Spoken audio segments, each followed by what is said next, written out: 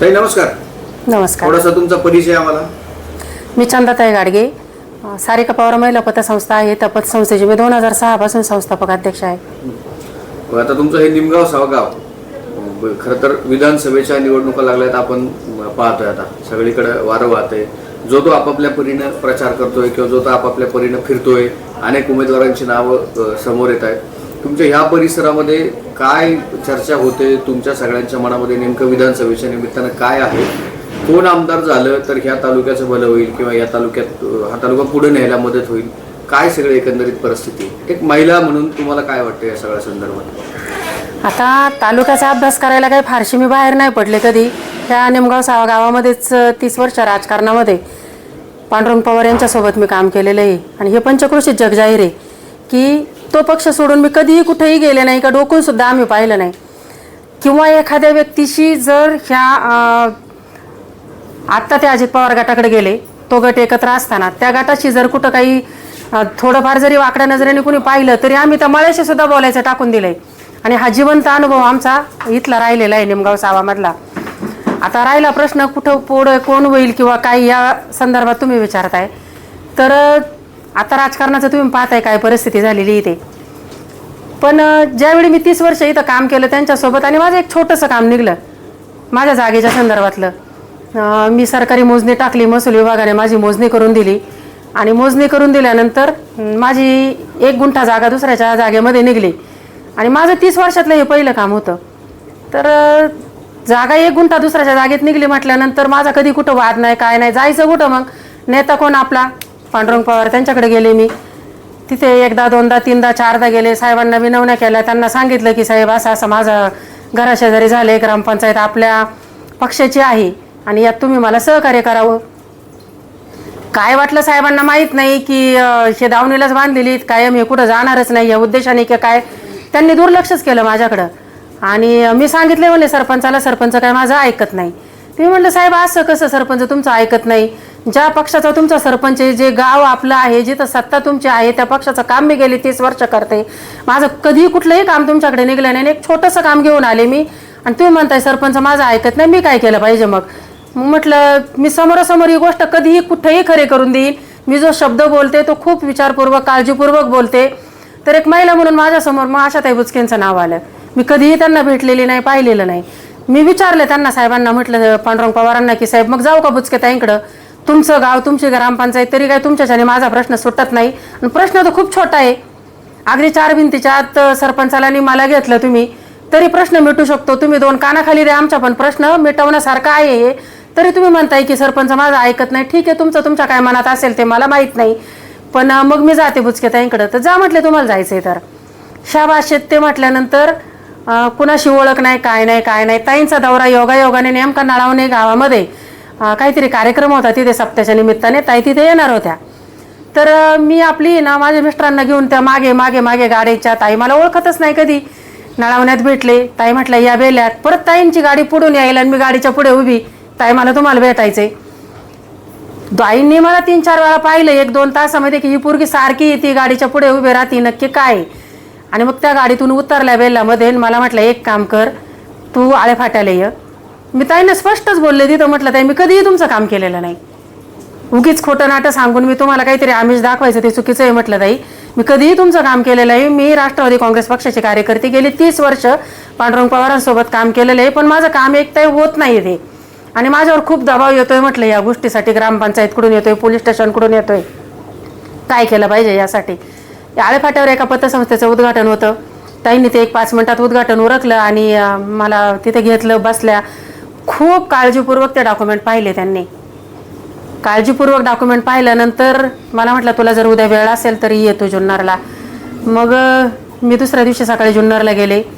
तिथे ताईंशी बोलले मी. ताईंनी 1 तास माझे सगळे कागदपत्र पाहिले. व्हिडिओ साहेबांना फोन लावला. त्या कागदपत्रात त्यांना काहीतरी तथ्य वाटले. व्हिडिओ साहेबांना तिथे बोलून घेतलं त्यांनी. शेजळ म्हणून होते त्यावेळी. व्हिडिओ साहेबांना बोलावल्यानंतर योगायोगाने पुन्हा जिल्हा परिषदचे शिव पण आलेले होते. ते ताईंसोबत बसले होते. सगळी परिस्थिती त्यांनी समजावून सांगितली. माझ्याकडनं एक अर्ज लिहून घेतला की असं असं तुला माझ्याकडनं काम करून घ्यायचे आणि शेजळ साहेबांना सांगितलं की 2 दिवसात या प्रकरणाची सुनावणी लावा तुम्ही आणि हे प्रकरण मला निकाली काढून द्या. तुम्ही काय आहे काय नाही, खरं खोटं याचा अहवाल द्या मला. साहेबांनी ते लगेच सिरियसली घेतलं आणि खरोखर 2 दिवसात सुनावणी लावली. शेजाळ साहेबांनी सुनावणी लावल्यानंतर मी माहितीच्या अधिकारात सगळे कागदपत्र काढलेली होतीच. मग मी सगळे माझे डॉक्युमेंट घेऊन गेले. तिथं सरपंच साहेब आले, ग्रामसेवक आले, त्यांचे शिपाई आणि ते आले सगळे मंडळी. तिथं बसलो, एक मुद्दा दाखवायला सुरुवात केला. काहीतरी 12:30ला चालू झाली होती सुनावणी, 3:30 पर्यंत चालली होती कंटिन्यू. ताईंच्या शब्दाखातर त्यांनी एवढा वेळ आम्हाला दिला होता की मला एक याचं अक्षर समजावून घ्यायचंय. माझ्या कुठल्याही प्रश्नाचं उत्तर तिथे सरपंच साहेबांकडेही नव्हतं, ग्रामसेवकाकडेही नव्हतं. त्या प्रकरणात ग्रामसेवक खैरे म्हणून होते, इतके घाबरले होते की कमीत कमी 6 ते 7 वेळा स्वतः बिडो साहेबांनी उठून पाणी पाजले त्यांना की तुम्ही चुकलेत, 100% चुकलेलेच आहेत, पण तुम्ही पाणी प्या आणि शांत व्हा, याच्यावर काय असेल तो तोडगा पुढे निघेल. पण इतके ते घाबरले होते की मी केलेले इतकं उघड होईल किंवा इतके पुढे जाईल याचा त्यांना अंदाज नव्हता.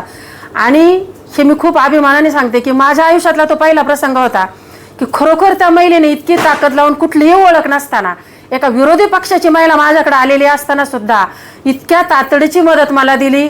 खरंच ताई, सलाम तुम्हाला या गोष्टीसाठी. असं मी कुठेही पाहिलं नव्हतं.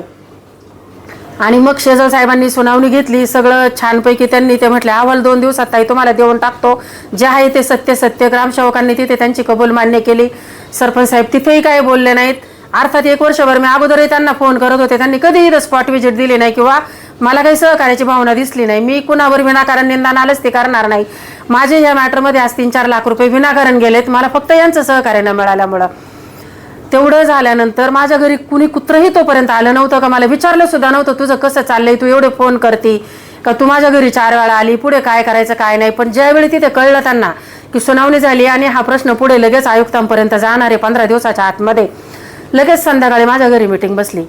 एक ठराविक नेते गावातले 4-6 जण आले, सरपंच साहेब आले आणि तिथे पांडुरंग पवारांनी मला शब्द दिला की तुम्ही हे जे काही केलं हे तुम्ही रिटर्न घ्या. आता बुचके ताईंना समजून सांगा का माझं गाव आहे, मी पाहून घेईन, काय असेल ताई तुम्ही मदत केली इथपर्यंत ठीक आहे, आणि मी पुढे तुम्हाला लागल ते सहकार्य करतो, अगदी शासकीय लागो, ग्राम लेवलला लागो.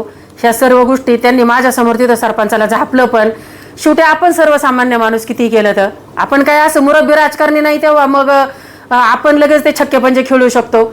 मी म्हटलं चला एवढे मोठे साहेब आहेत, यांनी आपल्याला शब्द दिलाय म्हटल्यानंतर मी तात्काळ माघार घेतली की बिडो साहेबांना म्हटलं साहेब ठीक आहे अहवाल द्या मला, पण मला काही यापुढे जायचं नाही. मग ताई म्हटलं की चंदाताई मी तुमच्यासाठी खूप सहकार्य केलं आणि एक महिला म्हणून तुमची अवस्था पाहिली की 1 वर्षभर तुम्हाला काय त्रास झालाय तो, माझी इच्छा आहे का तुम्ही हे प्रकरण मी तुम्हाला निकाली काढून देते, कुठे 1 रुपया खर्च करू नका तुम्ही. पण ह्या लोकांनी एवढी गळ घातली की तुम्हाला ऐकावंच लागेल आमचं आणि सहकार्य करू. ऐकलं तर नाही माझं अजिबात, मला परत आजपर्यंत विचारलंही नाही तुझं काय झालं काय नाही. त्यानंतर मी ताईंची माघार घेतली माझी, मला पर्याय राहिला नाही. मी कोर्टात गेले, 1.5-2 लाख रुपये कोर्टात भरले आणि नंतर कोर्टात माझा तिथं पैसा गेल्यानंतर इकडे पोलीस स्टेशन वगैरे झालं, तिथे माझे 1.5-2 लाख रुपये गेले. जामीन वगैरे अमुक तमुक ह्या गोष्टी सोप्या नसतात सर्वसामान्यासाठी. आणि हे सगळं केल्यानंतर मला ताईंकडे जायला तोंड राहिलं नाही की बाबा ह्या व्यक्तीने आपल्याला एवढी मदत केली, आपण कोणत्या तोंडाने ताईंना जाऊन सांगायचं की इथे मला असा शब्द दिलाय पांडुरंग पवार साहेबांनी की मी सगळी मदत करतो, तुम्ही माघार घ्या. एवढं सगळं झाल्यानंतर मी परत घरी आले. सरपंच साहेब माझ्या ग्रामसेवकाला घेऊन बदली झाल्यावर दुसऱ्या ग्रामसेवकाला की चंदाताई त्याची आम्हाला समोरच्याची नोंद करायची. तर मी म्हटलं साहेब तुम्ही नाही नोंद करू शकत, ही मी कोर्टाचं तुम्हाला पत्र आणून दिलंय की मी तुमच्याच्याने काही सहकार्य झालं नाही. मी कोर्टात गेले, कोर्टात मी केस दावा दाखल केलाय, 25,000 निव्वळ स्टॅम्प ड्युटी भरली, मी 1.5 लाख रुपये वकिलाला दिलेत आणि एवढा माझा पैसा पाण्यात गेल्यानंतर तुमच्याकडे पत्र असूनही तुम्ही त्याची नोंद घालताय. आणि तेव्हा ते उठून गेले, इथून काही बोलले नाही. म्हणजे आपली एवढी मोठी चूक झालेली असताना सुद्धा तुम्ही नोंद घालायला परत मला विचारताय. आणि एवढं सगळं करून सुद्धा त्यांनी नोंद घातली त्या व्यक्तीची. सगळे कोर्टाची पत्र, ग्रामपंचायतचं त्यांना दिलेलं पत्र की तुम्ही नकाशा वगैरे क्लिअर करून बांधकाम करा, नाही तर तुमच्यावर कारवाई करू, काहीही केलं नाही त्यांनी. आणि अक्षरशः त्याची नोंद केल्यानंतर मी परत पांडुरंग पवारांच्या दारात जाऊन बसले की साहेब तुम्ही माझ्या घरी आले, बुचकेताईंनी माझ्यासाठी केलेलं सहकार्य मला सगळं मागे घ्यायला लावलं आणि आज परत तुमच्या सरपंचांनी त्या माणसाची नोंद घातली, मी काय केलं पाहिजे. तर साहेब म्हणतात चुकलं माझं नोंद, मी तुमच्या मध्यस्थी केली. ते म्हणलं साहेब हे तुम्ही चुकीचं बोलताय, आज मी खूप आदराने बोलले तुमच्याशी आजपर्यंत, पण मतांचं राजकारण करू नका तुम्ही. हे की एखादी सर्वसामान्य महिला तुमच्याकडे जर येत असेल, 30 वर्ष तिने तुमचं काम केलंय आणि तिच्यावर एखादी वेळ आली तर ती तिच्या पद्धतीने पुढेही चालली होती, तर तुम्ही तिला रिवर्स घ्यायला सांगितलं, तुम्ही शब्द दिला आणि आज परत म्हणताय चुकलं माझं, मी नव्हती मध्यस्थी करायला पाहिजे. ठाम राहा ना कुठंतरी तुम्ही.